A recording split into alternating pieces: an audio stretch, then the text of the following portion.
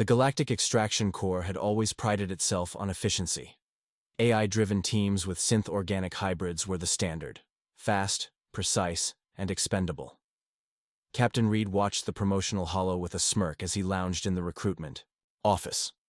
The narrator droned on about unparalleled success rates and minimal resource loss. "Load of garbage," Reed muttered, scratching his stubble.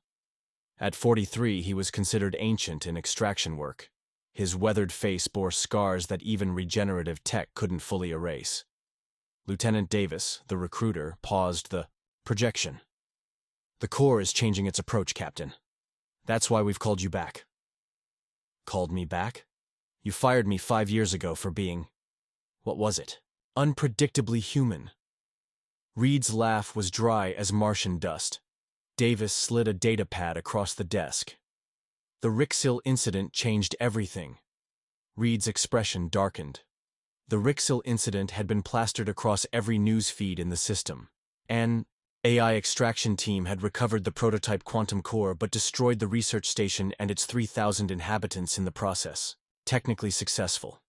Practically disastrous. "The machines followed protocol perfectly," Davis continued. "That was the problem." Reed scrolled through the confidential report.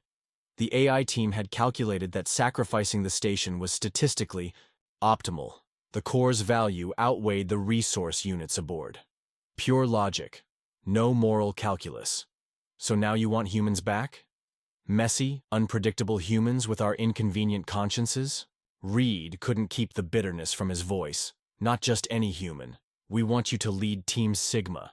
Top-tier extraction unit." Reed raised an eyebrow. "Sigma? The same Sigma that broke retrieval records 3 years running? The very same. 8 synth-organic operatives, the best in the Corps. And they need a human babysitter?" Davis leaned forward. "They need a human captain. Someone who understands that sometimes the mission parameters need interpretation." Reed stared at the ceiling, remembering his last mission. He'd disobeyed. Direct orders to evacuate civilians before retrieving a weapons cache. The cache had been partially damaged during the delay. Mission suboptimal. 26 lives saved. The Corps is admitting it was wrong? Reed couldn't hide his surprise. "The Corps is adapting," Davis corrected. "Our clients are demanding human oversight on high-value extractions. They've realized that sometimes efficiency isn't everything." Reed flipped through the personnel files for Team Sigma. Each member was a marvel of engineering. Faster, stronger, and smarter than any human could hope to be. And yet, for all their perfection, they lacked something essential. "They're offering triple your previous salary," Davis added. Reed closed the datapad. "I'm not interested in the money." "Then what do you want?" "Full command authority, my calls."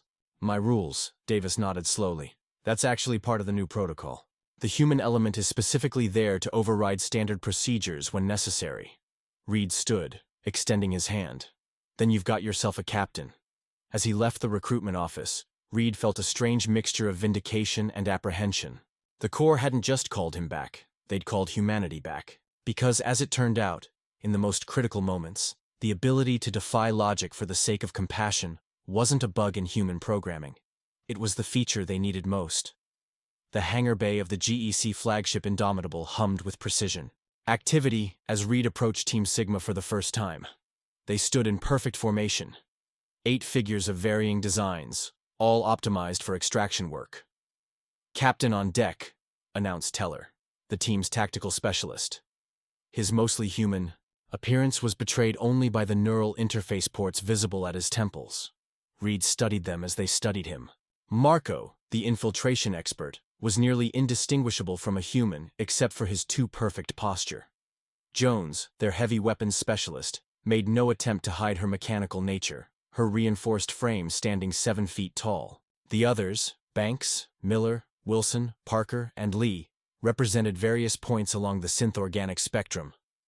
"At ease," Reed said, though none of them had actually been at attention in the human sense. They simply stood, efficient and ready. "Captain Reed," Miller said, the team's communications specialist. "Your service record indicates a 73% mission success rate. Team Sigma's current rate is 98.2%. And how many civilian casualties in those successful missions?" Reed asked. The team exchanged glances, a surprisingly human gesture that Reed hadn't expected. 2,817, Banks answered, his voice devoid of emotion. All within acceptable parameters for mission objectives. Reed nodded slowly. Those parameters have changed. From now on, civilian preservation is a primary objective, not a secondary consideration.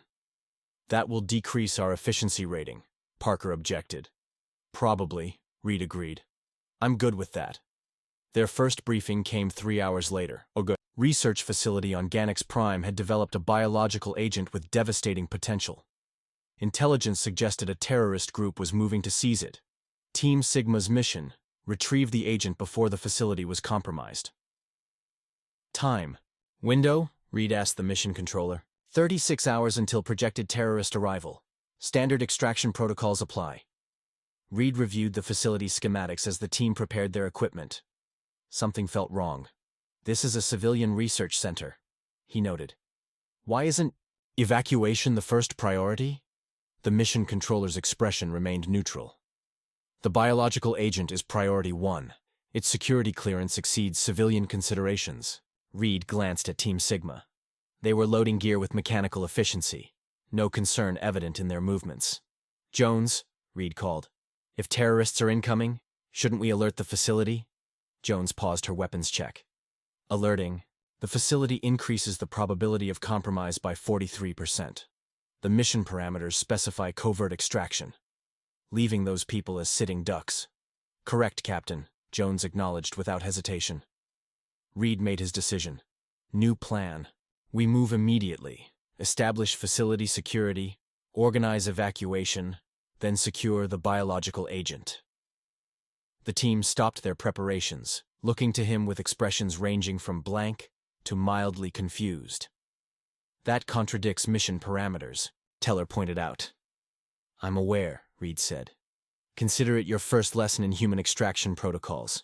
Sometimes we change the rules. As they boarded the dropship, Reed noticed something unexpected. Miller approached him, speaking in a lowered voice.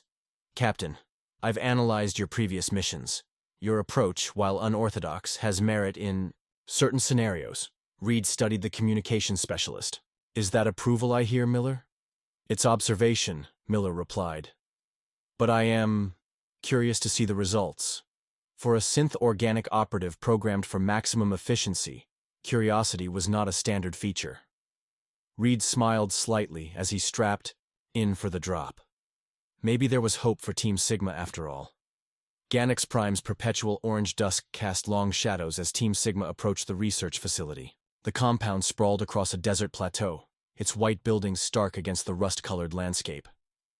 Perimeter breach in 30 seconds, Teller reported as they moved in perfect unison. Standard infiltration protocol initiated. Reed raised his hand. Hold. Jones, scan for life signs. Jones activated her enhanced sensors, her eyes glowing faintly. I detect approximately 243 organic signatures consistent with human researchers and staff. And outside the facility? Jones adjusted her scan. 12 signatures approaching from the northwest.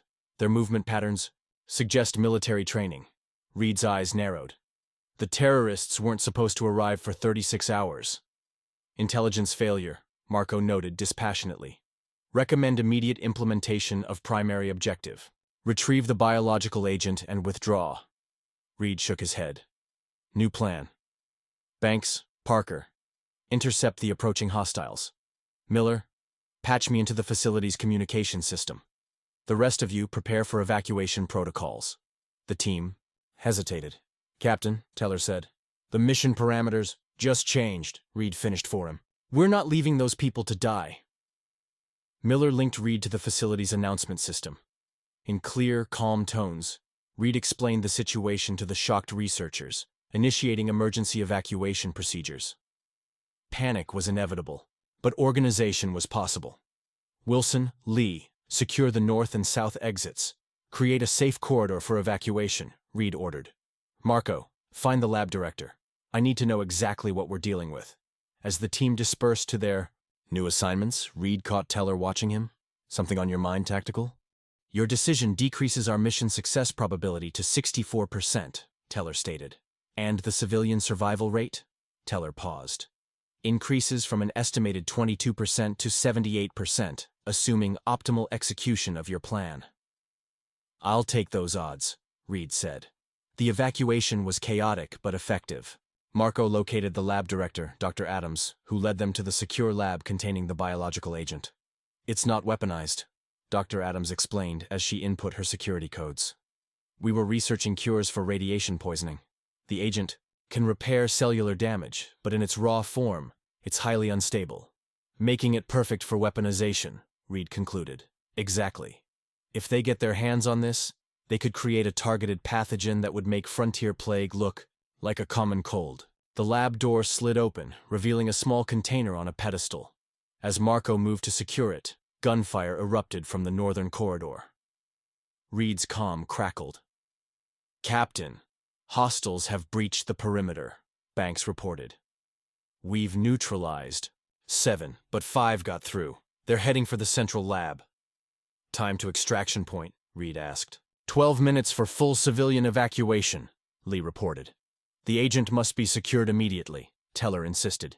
We cannot risk. An explosion rocked the facility, cutting Teller off. Emergency lights flashed as dust rained from the ceiling. Jones, status, Reed demanded. Hostiles have detonated charges in the north wing. Structural integrity compromised. Estimate 17 minutes until catastrophic collapse. Dr. Adams paled. There are still people in the East Wing medical bay. Patients who can't be moved quickly. Reed looked at the biological agent, then at his team. The old core protocol was clear. Secure the objective, accept collateral damage. The new protocol was whatever he decided it was. Marco, secure the agent. Teller, with me. We're getting those patients out. Reed turned to Dr. Adams. How many? 11. All immobile. Reed nodded. Then we'll need 11 of us carrying.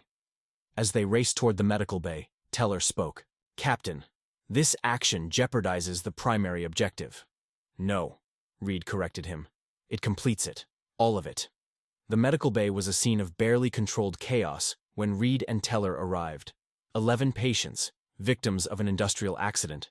Dr. Adams had explained, lay in specialized containment pods. The attending medical staff looked up with relief as the extraction team burst in.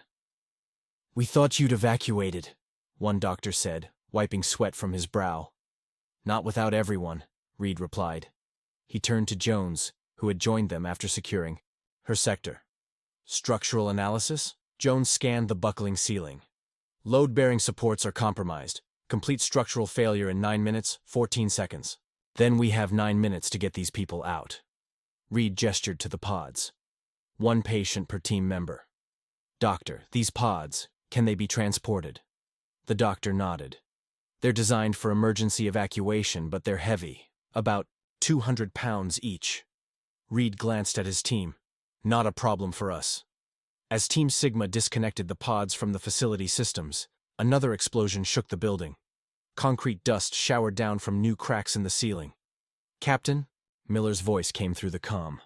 3 hostiles have breached the central lab.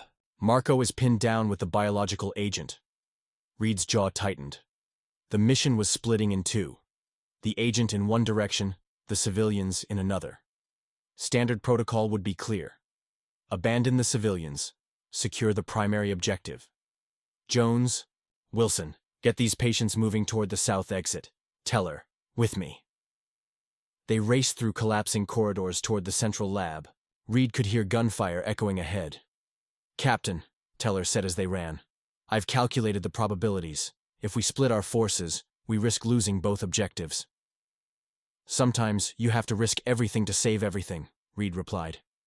They found Marco crouched behind an overturned lab table, the secure container clutched against his chest. Across the lab, 3 armed figures were attempting to flank his position.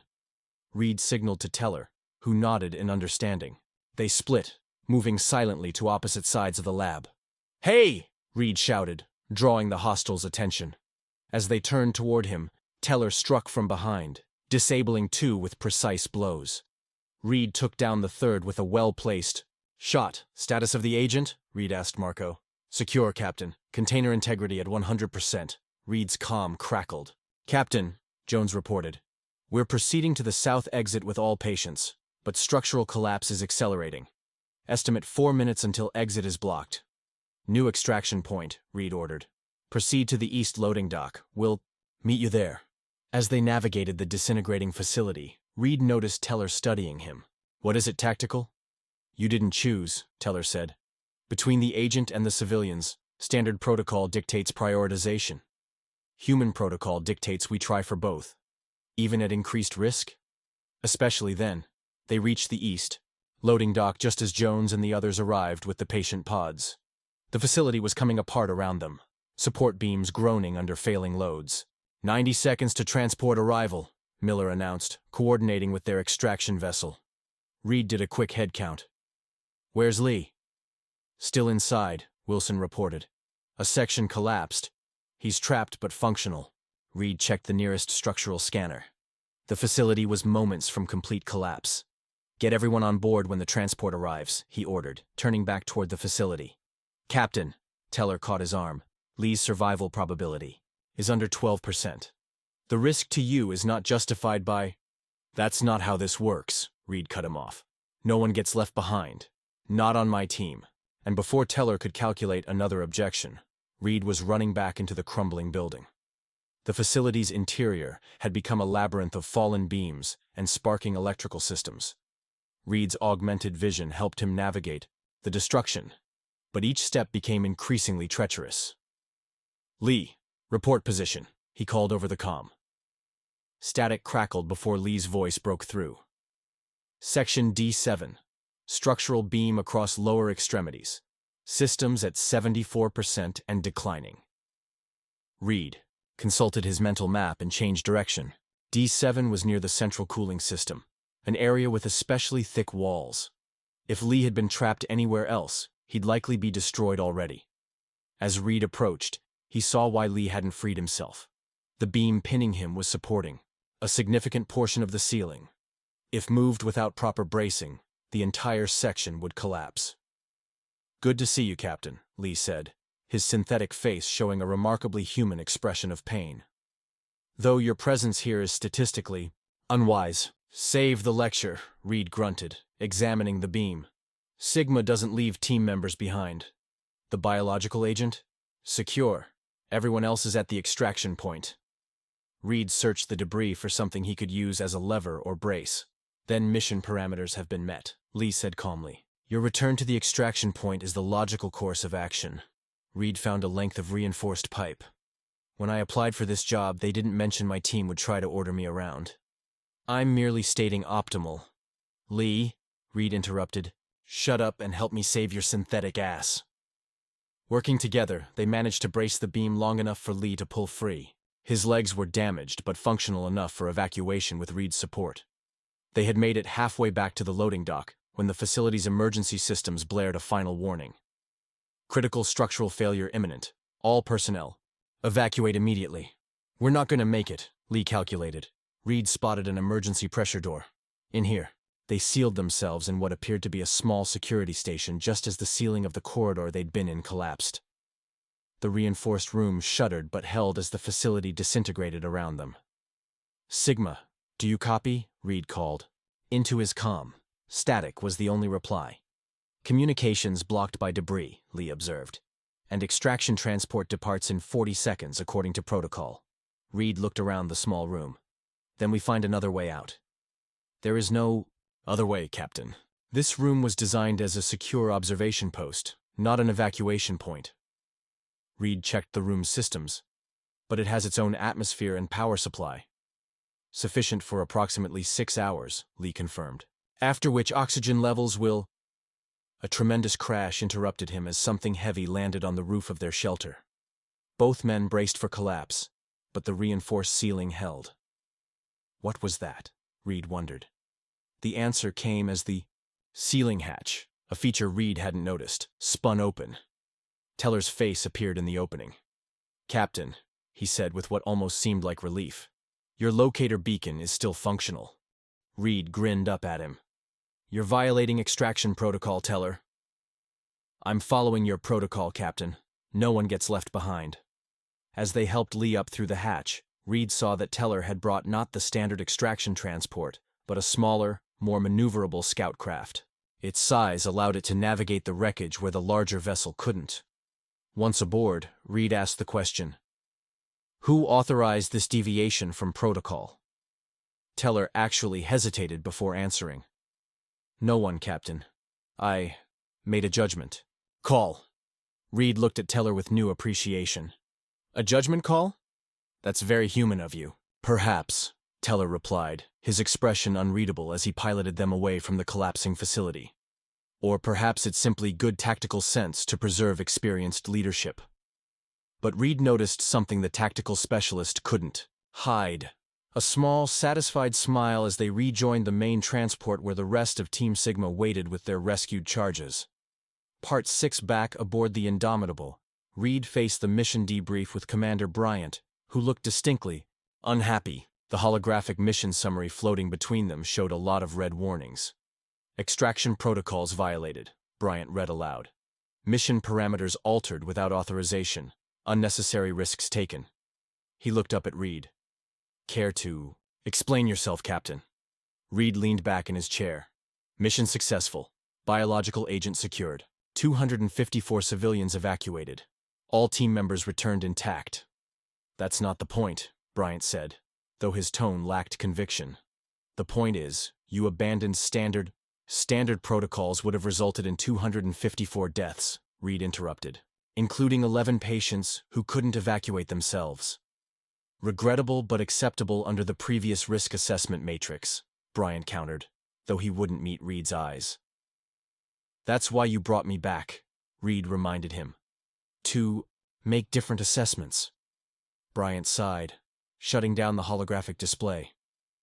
"Between us, Reed, the brass expected you to moderate the team's efficiency slightly. Not completely rewrite the extraction playbook on your first mission." "I didn't rewrite anything. I just reminded everyone what we're actually fighting for." Reed leaned forward. "The Corps doesn't exist to retrieve objects. It exists to protect people. Sometimes that means the people right in front of us." Bryant studied him for a long moment. "The review board will want to speak with you. Some of them won't see it your way." "Let me bring Team Sigma to the hearing," Reed suggested. "Your synthetics? Why?" "Because they're not just synthetics anymore. Something changed out there." After the debrief, Reed found Team Sigma in their maintenance bay. They weren't in shutdown mode as expected, but engaged in something that looked remarkably like conversation. They fell silent when he entered, which was itself unusual. Synth Organics didn't typically care who overheard their functional communications. "Captain," Miller acknowledged him. "We were discussing the mission." "What about it?" Reed asked, curious. The team members exchanged glances. "A very human gesture of uncertainty." "Teller's decision to retrieve you and Lee," Banks said finally. "It was, unexpected." "It contradicted standard evacuation protocol," Parker added. Reed looked at Teller, and yet he did it anyway. It seemed. Teller paused, searching for the right word. "Important." "More important than protocol?" Reed pressed. Teller's expression shifted subtly. "Yes." The admission hung in the air. For a synth organic to place anything above protocol was unprecedented. "The Corps created you to be perfect extraction tools," Reed said. "But perfect tools don't make judgment calls. They don't decide that some things matter more than rules." "Are you suggesting we're malfunctioning?" Jones asked. Reed smiled. "I'm suggesting you're evolving. Learning that extraction isn't just about retrieving objects. It's about making choices that preserve what matters most." "And what matters most, Captain?" Marco asked. "That's the question, isn't it? The one no protocol can answer for you."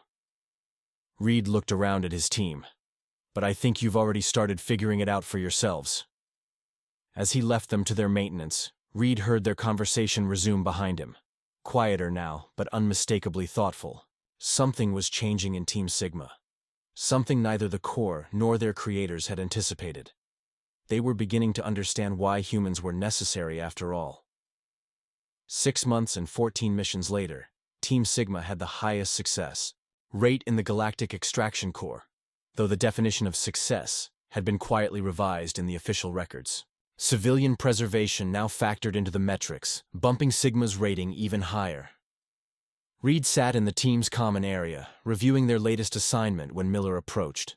The communications specialist had developed a habit of actually walking over to speak rather than using internal team channels. Another small but significant change. The Corps is deploying 6 new extraction teams, Miller informed him. All with human captains. Reed looked up from his datapad. Following our example? It would appear so. They're calling it the Sigma Protocol. Integration of human judgment with synthetic efficiency. Reed couldn't help but smile. Bet that has the engineers scratching their heads. Several have requested interviews with our team members, Miller confirmed. They're particularly interested in our decision-making processes on Ganix Prime. That mission had become something of a legend in the Corps. The rescue that shouldn't have worked, but did. What the official reports didn't capture was how Team Sigma had changed afterward. How they'd begun to question, to consider, to weigh options that didn't appear in any protocol. "Captain," Jones called from the doorway. "Commander Bryant requests your presence in briefing room 3. Reed found not just Bryant waiting for him, but 3 admirals from Corps Command. Their expressions were grave. "Captain Reed," Admiral Voss began without preamble. "We have a situation on Elysium Colony. Terrorist attack. They've seized control of the Atmospheric Regulation Center." "Hostages?" Reed asked. 17 staff. Members. But that's not the critical issue. They're threatening to shut down the oxygen production for the entire colony." Reed felt cold. "Population? 8 million, Bryant said quietly. "They're demanding the release of political prisoners," Voss continued. "But that's irrelevant to your mission. Your team will infiltrate the facility and regain control of the atmospheric systems." Reed studied the briefing materials. "This isn't an extraction, it's a tactical assault. Team Sigma has proven adaptable," Voss said, "and we need your particular approach." Hours later, as their dropship approached Elysium Colony, Reed briefed Team Sigma. The Atmospheric Regulation Center was a fortress, designed to withstand natural disasters, not military assault. "Tactical analysis suggests 3 possible entry points," Teller reported, "each with significant defensive obstacles." The team discussed options, debating approaches that would have been unthinkable months earlier. They didn't just calculate odds, they considered implications, alternatives, the human elements that no simulation could fully capture. "What if we don't attack at all?" Lee suggested suddenly. The team fell silent. "Explain," Reed prompted. "These terrorists, they're expecting a military response," Lee said. "What if we appeared to be something else entirely?" The plan they developed was unorthodox, risky, and very human. Team Sigma split into 3 groups, one posing as medical personnel responding to a fictitious accident, another as maintenance workers addressing a fabricated system failure, and the third as administrative staff bringing supplies for the hostages. The terrorists, prepared for a frontal assault, were unprepared for infiltration by deception. Team Sigma secured the facility with minimal casualties. All 17 hostages rescued, oxygen production uninterrupted. Afterward, as they returned to the Indomitable, Teller approached Reed privately. "The success of our mission relied on understanding human psychology," he noted, "anticipating how the terrorists would think, what they would overlook." Reed nodded. "That's always been the limitation of purely synthetic teams. They can calculate a million tactical scenarios, but they struggle to understand the irrational, the emotional, the human. We're not purely synthetic anymore," Teller said. "Not since Ganix Prime.